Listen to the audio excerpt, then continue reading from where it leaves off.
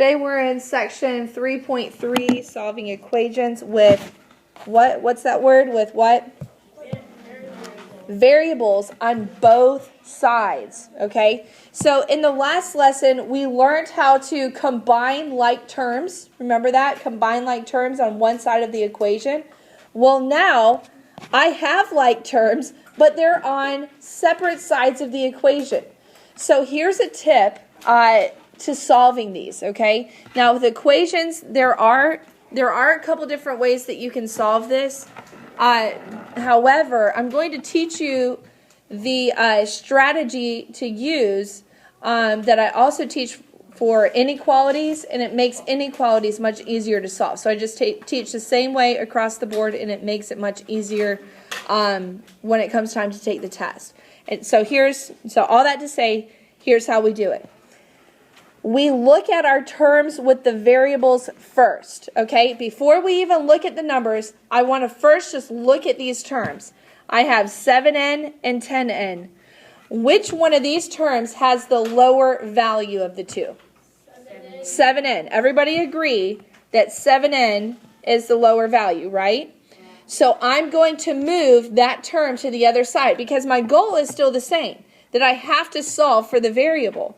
Well, that means that the variable has to be on one side of the equation. Right now it's on two sides.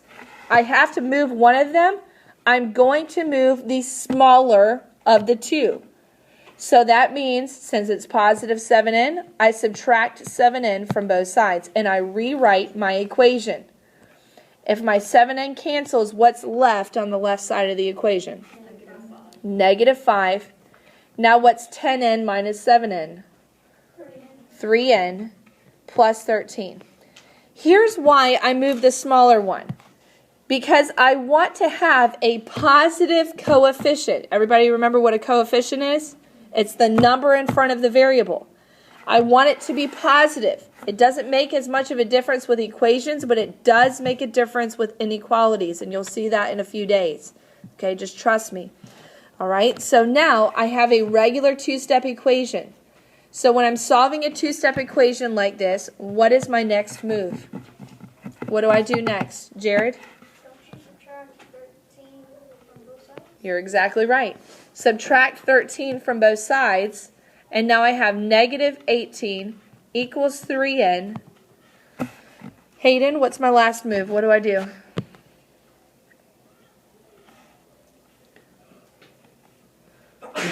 Divide both sides by 3.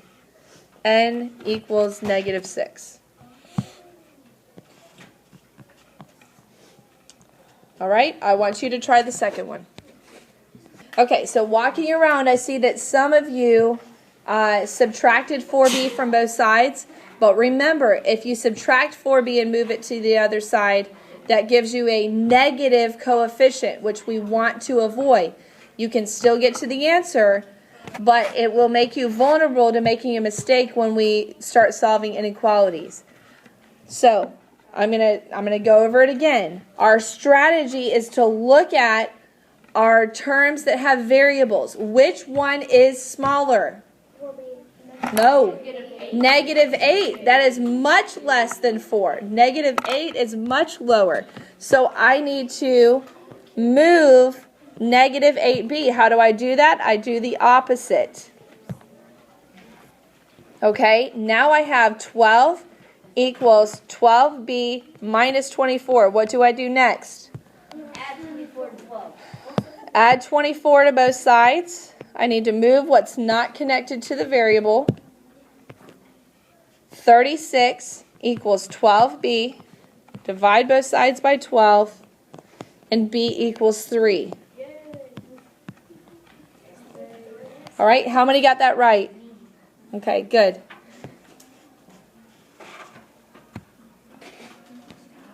Okay, so we're going to work 2 more practice problems because this is one of the more important examples of the lesson. So we're just going to make sure everybody's on the same page working these 2 problems. All right, first thing we do on the first problem is what, class? Which term do we move? 3n or 5n? 3n, because it is the lower of the two values. 2n minus 2 equals 6. Add 2 to both sides. Oh, sorry. N equals 4. Okay? Now, here's my advice. If it's on the left side of the equation, keep it on the left side unless you've actually moved it. I saw some people take this 2n when they subtracted it and they tried to write it on the right side and it messed them up, okay? So when I subtract 5n minus 3n, I leave that 2n on the left side of the equation. All right? Now, on the second one, which term do I move first? Negative 7n, because it is the lower value, so I will have a positive coefficient. Subtract from both sides, m is negative 1. Okay? Who got that right? A lot of you got it right. Very good. Okay. Moving on to example 2. Read it with me as I read it out loud. A Spanish club is arranging a trip to a Mexican restaurant. Those who go must share the $60 cost of the bus. The buffet costs $5 per person or per student. That might make it a little more clear. So it's $5 per student. How many students need to sign up in order for the trip to cost $10 per student? Well, what variable do you think we could use? N, or maybe S for student. S for student, X. Okay, it doesn't matter, but just decide on a variable. You know that whenever you're setting up an equation, you always start with what? An equal sign. What is your goal? Your goal is for the trip to cost what? $10 per student. That's your goal. Okay? So I'm multiplying, right? So if 50 students go, how much did the trip cost? $50. Okay? I multiplied to get to that. So that's what you can kind of think. You can plug in just, a fictional answer to see, all right, well, what operation am I using to find that answer? Well, it's multiplication. I'm not adding 10 plus 5. No, I'm multiplying. So that's how I could figure that part out. Now, on the other side of the equation, is there a cost that is not affected by how many students go? What? Which cost? 60. That bus costs $60 whether 1 people ride it or 10 people rides it, right? It's $60 regardless. So 60 stands alone. And then how much is the buffet? $5 per person. So it's the same variable, okay? Because my goal is $10 per person or per student. The buffet is $5 per student. So now I have a variable on both sides of my equation. So which one would I move, 5s or 10s? Why? It's smaller. Because it's lesser. Subtract 5s from both sides. 60 equals 5s. Divide both sides by 5. S equals what? 12. S equals 12 students. So let me ask you this. This is an application question. This is where we're going to use our higher level thinking. What happens if fewer than 12 people sign up for the trip? What happens? Nate? Nope. What happens if they don't hit that 12 student goal? Emily? Okay. They're going to have to pay more than $10 a person, right, to cover the cost of the bus. So what happens if more than 12 people sign up? It's going to be less than $10 a person. Do you see how the application goes? Okay, so we can apply it back to a real life scenario there. All right, moving on to example 3. Now, in example 3, what do you see right off the bat? Parentheses. So what do we have to do? Distribute a property. I want you to go ahead and distribute those parentheses. All right, so when we distribute, what's 5 times 2x? What's 5 times 1? 5. Okay, so which one is the lesser value for the variable? 10x. Wait, what's different about this one? the variable, the coefficient, is the exact same on both sides. Do you see that? They're both 10. So what happens when you subtract 10? You get 0. 5 equals 0x. All right? So at this point, okay, when your x values are exactly the same, you have no solution. You can't have a 0x. There is no solution. Now, okay, if you want to get technical, all right, 0 is your answer. So when you plug in 0 up here, well, what's 2 times 0? 0. Okay. Yes. And then 0 plus 1 is, all right, it doesn't work out. It doesn't work out. So what you need to know here is anytime your x values or your variables cancel like this, you are not going to have a solution. I want you to go ahead and do the second one. I just want to make one correction real quick. Your book says basically because the x's completely cancel here, 10x minus 10x completely cancels, that this would just be 0. Honestly, 0, 0x, it makes no difference. 5 does not equal 0, so that's why there's no solution. All right, coming over here to the second problem, we have 15x minus 15 equals 15x. So we're going to have the same exact problem. When we subtract 15x from both sides, we get negative 15 equals 0. Well, that's not true. No solution. Now, I want to see, guys, I want to see the words no solution, and I want to see negative 15 equals 0 or does not equal 0, actually. Okay? So, yeah, it's a big box. I mean, it doesn't have to be that big on your homework. But what I'm saying here is I want to see this whole thing. I don't want to just see the original problem and then you say no solution. Okay? I want to see the why. The why is your work. Okay? So show me your work. It doesn't equal. Look at example 4 now. Okay? I want you to do the distributive property for this problem and then we'll talk about it. All right, so we bring down the 6x plus 2 equals what's 2 times 3x? 6x plus 2.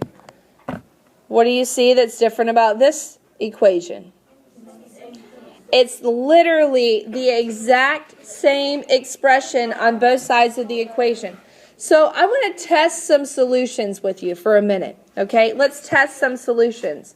We're just going to use kind of like mental math here. But what if we substituted 2 for x? Okay, what if we substituted 2? What's 6 times 2? What's 12 plus 2? 14. All right, other side, what's 6 times 2? 12. What's 12 plus 2? Okay, so 2 is the solution. What about 3? What's 6 times 3? What's 18 plus 2? All right, other side, what's 6 times 3? What's 18 plus 2? 20.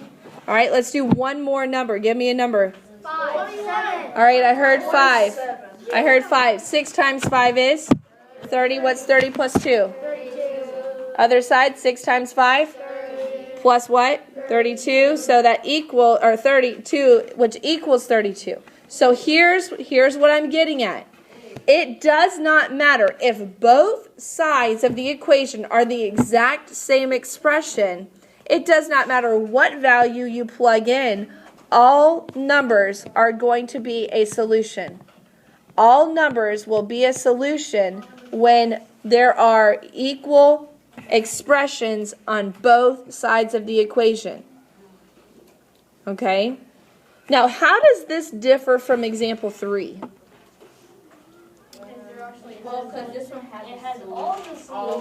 Well, yeah, but why does this one have all numbers as solution and the other one has no solution? Okay, because in example 3, was it the exact same expression on both sides? No, the only thing that was the same was the coefficient with the variable. Okay, so it wasn't exactly the same. Only the variable was the same and it canceled out. That's the difference, okay? So when it's the exact same expression on both sides, the solution is all numbers. When you have the same variable term on both sides, but not fully the same expression on both sides, you will not have a solution because the variables will cancel out. All right, now go ahead and do this second one, and we're going to reinforce this all solutions example. All right, now 4x plus 6 equals 4x plus 6. So, same exact expression on both sides. I want you to write all numbers. That is your answer. All numbers is your answer. This is your work. You need both to get full credit on a homework, quiz, or test question. All right, last example, translating these verbal sentences. You know that you will have an equal sign here, okay? Is equal to. All right, here's my equal sign. Everything before this will go on the left side of the equal sign. So we have 9 plus 2 times a number. I want you to write that in your notes how you think you would translate it. 9 plus 2 times a number. Write it on the left side of your equal sign. Do I write it 9 plus 2 times x? No, that's wrong. Nope. Do I write it 9 times 2 times x or plus? Nope. Nope. 9 plus 2x. A number and a variable next to each other show multiplication. Now we have 2 less than 3 times a number. There are 2 ways I could write this. I could write 2 minus 3x or 3x minus 2. One of them is right, one of them is wrong. One of them is right, one is wrong. I want you to think about it for a sec. If it's less than, okay, and you can maybe just even memorize this. If it's less than something, that word than means that you're taking it from some other number. Well, if you're taking it from some other number, it has to come second, right? It has to go behind that term. So it's going to be 2 less than. I'm taking it from 3x. It's got to come second. All right, now I can solve. I want you to go ahead and solve this equation, please.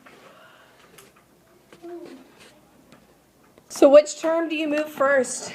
Someone raise your hand and tell me which term do you move first, Nate? Oh, whoops. I used different variables. Sorry. Okay, which term do you move first? You move the 2x first. Very good. Because it is the smaller value of the 2. Then you get 9 equals x minus 2. Now what do you do? You need to add 2 to both sides. All right, and 11 equals x. Or x equals 11, either one. All right, I want you to go ahead and solve the second one. Almost done. Okay, I'm just starting it. 4 minus, you can still finish up. Minus 7x is equal to 12 minus 3x. Ooh, which one's smaller? 3. Well, wait. Which one's smaller? Negative -7. 7. That's farther away from 0. Okay? So, -7, I need to add 7x to both sides. All right? Now I have 4 equals 12 plus 4x. All right, now I solve this like a regular 2-step. Subtract 12 from both sides. -8 equals 4x. Divide both sides by 4. X equals -2.